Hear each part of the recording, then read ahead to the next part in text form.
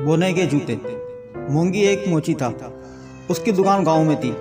वो रोजाना सुबह दुकान खोलता, दिन भर गांव वालों के फटे पुराने जूतों की मरम्मत करता और जब शाम होती तो दुकान बंद करके घर चला आता।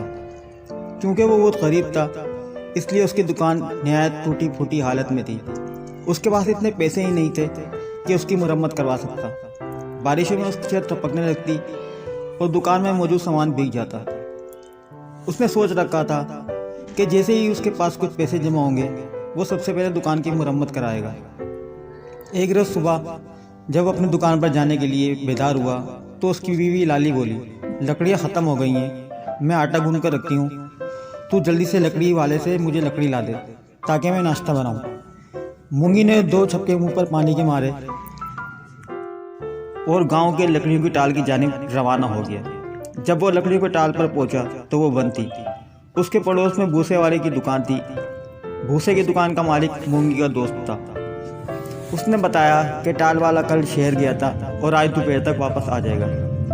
मूंगी ने सोचा, अगर लकड़ियां नहीं मिली तो फिर लाली नाश्ता कैसे तैयार करेगी। ये सोचकर उसने जंगल जाने की ठानी ताकि वहां से कुछ लकड़ियां लाकर घर चला जाए। जंगल बिल्कुल करीब था।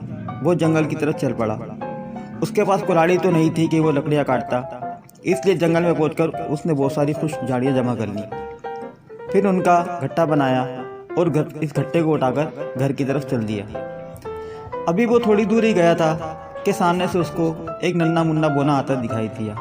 वो अपने पाँव घसीट घसीट कर आहिस्ता आहिस्ता चल रहा था। मूंगी को लगा कि उसके पाँव में तकलीफ है। मूंगी एक रहमदिल आदमी था। बोने के पाँव की तकलीफ का ख्याल तो दिल में आया तो उसने उसकी मदद करने की ठानी। उसने झाड़ियों का गुट्टा ज़मीन पर रखा और बोने के करीब आने का इंतज़ार करने लगा। बोना जब उसके करीब पहुंचा तो मूंगी ने कहा, ऐसा मालूम होता है जैसे तुम्हारे पाँव में तकलीफ है, क्या मैं तुम्हारी मदद कर सकता हूँ। बोने ने कहा, मेरे पाँव में तकलीफ तो नहीं है, दरअसल मैंने जो जूते पहन रखे हैं वो मेरे पाँव से बहुत बड़े हैं। मैं तेज़ तेज़ चलने की कोशिश करता हूँ तो ये पाँव से उतर जाते हैं। मूंगी ने उसकी बात सुनकर उसके पैरों पर एक नज़र डाली। बोने के पाँव तो छोटे छोटे थे, मगर उसने जो इतने बड़े जूते पहने हुए थे जैसे मूंगी खुद पहनता है। इतने बड़े जूते पहनने की वजह से ही बोना ज़मीन पर पाँव घसीट घसीट कर चल रहा था। मूंगी ने कहा, इतने बड़े जूते पहनकर चलना फिरना बहुत तकलीफ से काम है, ये जूते तो बहुत बड़े हैं, तुम्हें कहाँ से मिले। बोने ने जवाब दिया, मैं बोनों की दुनिया में रहता हूँ। हमारी दुनिया सामने वाले पहाड़ों के पीछे है। मेरा किसी काम से तुम्हारी दुनिया में आना हुआ। यहाँ पहुँचने के लिए पहले तो मुझे पहाड़ पर चढ़ना पड़ा और फिर उतरना भी पड़ा। इस वजह से मैं बहुत थक गया था। मेरे सामने एक जंगल था।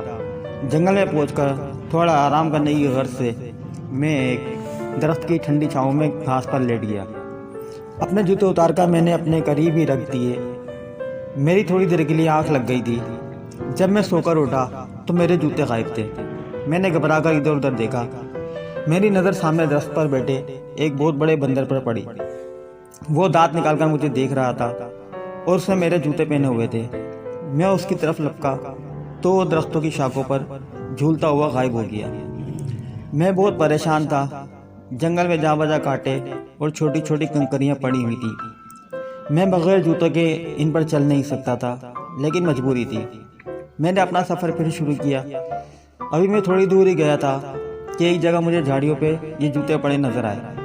शायद किसी काफिले वाले ने वहाँ पड़ाव डाला था, क्योंकि वहाँ पर बहुत सी मिट्टी के टूटे हुए बर्तन और दूसरी अशिया भी पड़ी हुई थी। ये जूते फटे पुराने थे, मगर मैंने उन्हें गनीमत जाना और इन्हें पहनकर अपने सफ़र पर रवाना हो गया। मूंगी ने कहा, ये जूते तो बहुत ही तकलीफ दे हैं, मगर फिक्र की बात नहीं।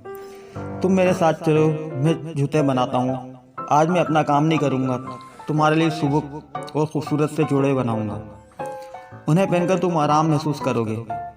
उसकी बात सुनकर बोना कुछ फिक्रमंद हो गया और बोला, मैं तो बोनों की दुनिया में रहता हूँ, मेरे पास वहीं के पैसे हैं, मगर ये पैसे तुम्हारी दुनिया में नहीं चलेंगे।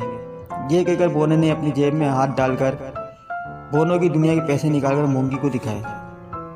मूंगी ने देखा कि उसकी हथेली पर पीतल के बने हुए छोटे छोटे चौकोर टुकड़े रखे थे। इन पर ना तो कोई तस्वीर थी और ना ही कुछ लिखा हुआ था। मूंगी एक अच्छा आदमी था। उसने बोने से कहा, हाँ, इस तरह के पैसे हमारे यहाँ नहीं चलते, लेकिन मैं तुम्हारे लिए जो जूते बनाऊंगा, तुम्हें पैसों की फिक्र मत करो। समझना वो जूते मेरी तरफ से तुम्हारे लिए एक तोहफा होंगे। ये सुनकर बोना खुश हो गया। मूंगी उसे साथ लेकर घर आया और जंगल से लाई हुई झाड़ियाँ का कट्टा चूल्हे के पास रख दिया। मूंगी के साथ एक बोने मेहमान को देखकर लाली ने जल्दी से चूल्हा जलाया और नाश्ता तैयार करने लगी। नाश्ते के बाद मूंगी बुनने को लेकर अपनी दुकान पर आया और उसके जूते बनाने में मसरूफ़ हो गया। दोपहर तक जूते तैयार हो गए थे। वो निहायत नरम और मुलायम खाल से बने हुए थे और बोने की पुंजियों तक लंबे थे। बोने ने उन्हें पहनकर देखा और खुश हो गया और बोला, मूंगी, तुम्हारा बहुत बहुत शुक्रिया। तुमने बहुत खूबसूरत और आरामदेह जोड़े बनाए हैं। तुम एक बहुत अच्छे इंसान हो। मैं तुम्हें हमेशा याद रखूँगा। अब मैं चलता हूँ ताकि रात होने से पहले घर पहुँच जाऊँ। मूंगी ने उसे खुदाफिज कहा और दोबारा अपने काम में मसरूफ़ हो गया। इस बात को बहुत दिन हो गए। मूंगी इस बोने को भूल भाल गया था। अचानक एक रोज़ रात को उसके दरवाजे पर दस्तक हुई। मूंगी ने दरवाज़ा खोला और ये देखकर बहुत खुश हुआ कि वही बोना उसके दरवाजे पर खड़ा था। सामने एक छोटी सी बग्घी खड़ी थी। बोना इसी बग्घी में सवार होकर आया था। वो बोने को लेकर घर में आया। लाली भी बोने को दोबारा अपने घर में देखकर बहुत खुश हुई। उसने गुड़ के मीठे चावल बनाए थे। उसने वो चावल बोने के चावल आगे रख दिए। बोने को मीठे चावल बहुत पसंद थे। उसने लाली का शुक्रिया अदा किया और चावल खाने में मसरूफ़ हो गई। खाने के बाद उसने मूंगी से कहा, मूंगी, तुम्हारे बनाए हुए जूतों मेरे मुल्क में हर तरफ धूम मच गई है। वहाँ के तो सब लोग चावल, मेज़, ड्रम या गंदी की सूखी पौधे से बने जूते पहनते हैं।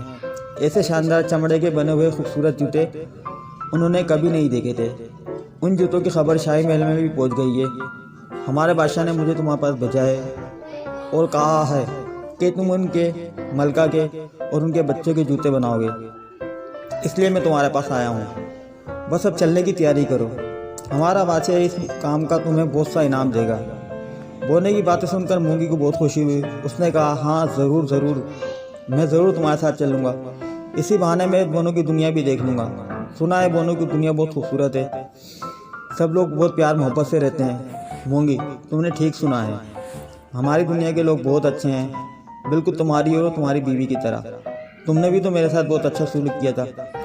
मेरे पास तुम्हें देने के लिए एक पैसा भी नहीं था। इसके बावजूद तुमने मुझे जूते बना कर दिए। तुम्हारी बीवी भी बहुत अच्छी है। उसने भी मेरी बहुत खातिर मदारत की थी। बोने ने कहा। मूंगी उसकी बात सुनकर बोला, हमने जो किया था वो हमारा फ़र्ज़ था। वैसे भी किसी के काम आना बहुत अच्छी बात है। बोने ने अपनी जेब से सोने की चंद छोटी छोटी डलियाँ निकालकर मूंगी को दी और बोला, ये सोने की डलियाँ हमारे बादशाह ने तुम्हारे लिए भिजवाई हैं ताकि तुम उन्हें बेचकर जूते बनाने के अलावा चमड़ा और दूसरी चीज़ें खरीद सको। इसके अलावा तुम्हें एक घोड़ा भी खरीदना पड़ेगा। इस पर बैठकर ही तुम हमारे मुल्क जा सकोगे। वो पहाड़ों के पीछे है और यहाँ से काफ़ी फासले पर है। बस अब तुम तैयारी शुरू कर दो। मैं एक हफ्ते बाद फिर आऊँगा और तुम्हें अपने साथ ले जाऊँगा। ये कहकर बोना अपनी सुनहरी बग्घी में बैठकर वहाँ से रवाना हो गया। बग्घी में एक छोटा सा घोड़ा था। बोना बग्घी पर सवार हो गया तो घोड़ा हल्की हल्की सी आवाज़ सुनाता सर घुमाकर मूंगी को देखा और फिर रवाना हो गया। मूंगी ने सोने की डलियाँ लाली को दिखाई तो वो बहुत खुश हुई। मूंगी ने अब अपने सफ़र की तैयारी शुरू कर दी थी। उसने नरमदारी चमड़ा, नए औजार, रेशमी धागा और जूते बनाने वाले में काम आने वाली दूसरी चीज़ें खरीदी। उसने सवारी के लिए एक घोड़ा भी खरीद लिया था। उसे इस बात की खुशी थी कि उसके काम को बोने की दुनिया में पसंद किया गया था। अब उसे बोने की आमद का इंतज़ार था।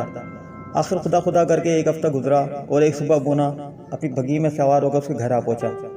मूंगी तो तैयार ही बैठा था। उसने लाली को खुदाफिज कहा और बोने के साथ चल पड़ा। बोने की बग्घी आगे आगे थी और मूंगी अपने घोड़े पर सवार उसके पीछे पीछे चला आ रहा था। ऊंचे ऊंचे पहाड़ों को अबूर करके वो एक मैदान में पहुंचे। मैदान ख़त्म हुआ तो सामने किसी शहर के आसार नज़र आ रहे थे। इसी शहर में बोना रहता था। मूंगी जब शहर में दाखिल हुआ तो उसने बहुत सारे छोटे खूबसूरत घर देखे। वहाँ खूब चहल पहल नज़र आ रही थी और छोटे छोटे बोने रंग बिरंगे लिबासों में मलबूस अपने अपने कामों में मसरूफ़ थे। उनके जानवर भी उन्हीं की तरह छोटे थे। मूंगी को गलियों में मुर्गियाँ भी नजर आईं। इन मुर्गियों का कद चूज़ों जितना था और वो भागती फिर रही थी। मूंगी उन्हें देखकर सोचने लगा कि जाने उनके चूजे कितने बड़े होते होंगे। वहाँ उसे फलों के दरख्त भी नजर आए। वो थे तो दरख्त मगर झाड़ियों जितने थे और फलों से लदे हुए थे। उनमें लगे सेब बेरों जितने थे और केले मूंगी की छोटी उंगलियों के बराबर थे। यही हाल उनके परिंदों का भी था। चिड़ियाँ जितनी थीं और काएँ काएँ करते कौवे छोटी चिड़ियों की जितनी थे। ये तमाम चीज़ें देखने में मूंगी को बहुत मज़ा आ रहा था। मोना मूंगी को लेकर एक बहुत ही खूबसूरत और बड़ी सी इमारत के पास लाया। यह बादशाह का महल था। यह महल इतना बड़ा था कि मूंगी थोड़ा सा झुककर उसमें दाखिल हुआ। महल के अंदर बादशाह और मलका अपने शहजादों और शहजादियों के साथ बैठे थे। मूंगी ने अदब से बादशाह और मलका को सलाम किया। मोने ने मूंगी का तारुफ इन लोगों से करवाया। बादशाह ने कहा, मूंगी, हमें खुशी है कि तुम अपने काम में बहुत माहिर हो। हम चाहते हैं कि तुम हमारी मलका के और बच्चों के लिए जूते तैयार करो। मूंगी ने कहा, जहाँ पाना, मैं आप सबके जूते ज़रूर तैयार करूँगा। मुझे उम्मीद है कि मेरे बनाए हुए जूते आपको ज़रूर पसंद आएंगे। महल का एक बड़ा हाल मूंगी के हवाले कर दिया गया। मूंगी वहाँ बैठकर अपना काम कर सकता था। उसने थैलों में से अपना सामान निकाल कर रखा। फिर बादशाह, मलका और उनके बच्चों के पाँव की पैमाइश की। उसके बाद अपने काम में मशगूल हो गया। उसके रहने सहने और खाने पीने का इंतज़ाम बहुत अच्छा था। वो मुसलसल 8 रोज़ तक अपने काम में लगा रहा। 8 रोज़ गुजरे तो तमाम जूते तैयार हो गए थे। उसके बनाए हुए जूते इतने खूबसूरत थे कि बादशाह और मलका उन्हें देखकर दंग रह गए। उनके शहजादे और शहजादी ने जब उन्हें पहनकर देखा तो वो भी बहुत खुश हुए। मूंगी का काम ख़त्म हो गया था, इसलिए उसने बादशाह से अपने घर जाने की इजाज़त तलब की। बादशाह ने उसे बहुत सारी सोने की डलियाँ दी। इतनी दौलत पाकर मूंगी बहुत खुश हुआ। उसका दोस्त मोना उसे दूर तक छोड़ने आया था। मूंगी घर पहुंचा तो सारे सोने की डलियाँ लाली के हवाले कर दी। मूंगी ने इन डलियों को बेचकर पहले सबसे काम ये किया कि अपने लिए एक बहुत अच्छी सी दुकान बनाई ताकि बारिशों के मौसम में वो अपना काम इत्मीनान से कर सके। जब यह काम मुकम्मल हो गया तो उसने अपने लिए एक अच्छा सा घर भी बनाया। अब उसके दिन फिर गए थे और वो अपनी बीवी के साथ हंसी खुशी ज़िंदगी के दिन गुजारने लगा। इस तरह मूंगी के बोने से अच्छे सलूक करने और उसकी मदद करने का इनाम मिल गया था।